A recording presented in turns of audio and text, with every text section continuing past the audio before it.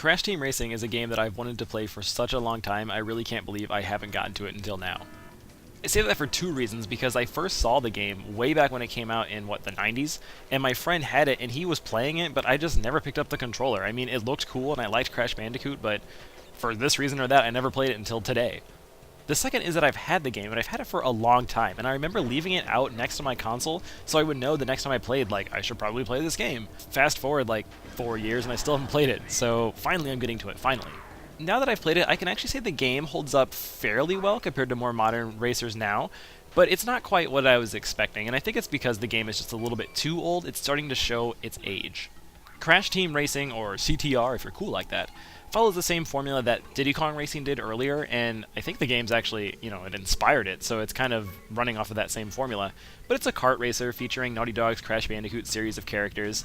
It's pretty cool. It also incorporates that same Diddy Kong Racing sort of adventure style to the racing genre, which gives you a bit of a story mode into a racing game, which is kind of unheard of. And it's still pretty fun. I mean, the courses are well designed, there's lots of cool characters, it looks good, it's still blocky because it's on the PS1. But if you like Crash Bandicoot, I mean, this is a neat game. It's made by the creators of the series, and it's a solid racing game. On my initial playthrough, some of my issues came from just not knowing what was going on. Some of the items aren't quite self-explanatory, so you get them and you have no idea what they're going to do. Also, with a lot of racing games, I feel like the game just sort of cheats, for lack of a better word, where the AI will just totally catch up on you. Even though you're going as fast as you can, making every turn the right way, they just get on you. And it's just the way the game works, and that can be kind of frustrating. As a multiplayer game, though, I think it was actually pretty fun, and I could see if you played it earlier why you would think it's one of the better racing games. It really does a lot of cool stuff to make sure playing the game isn't just going, around in a lap. There's lots of action, there's lots of little shortcuts, it looks beautiful for a PS1 game, and it still retains that sort of Crash Bandicoot essence where it's wacky and zany, yet still really fun to play. As I was playing the game, and as I'm talking about it now, there are a lot of comparisons I have to the Diddy Kong Racing game, and comparing the two, I would have to say I think Diddy Kong Racing is the better one. Maybe because it looks better, but also I think that Diddy Kong Racing does a lot more. So it went the extra mile to look better and do more things and have some cooler aspects to it. But Crash's game is still fun. I mean, it feels a bit more mature in that sense. It's not quite as childish, even though Wizpig is frightening and could give you easily nightmares.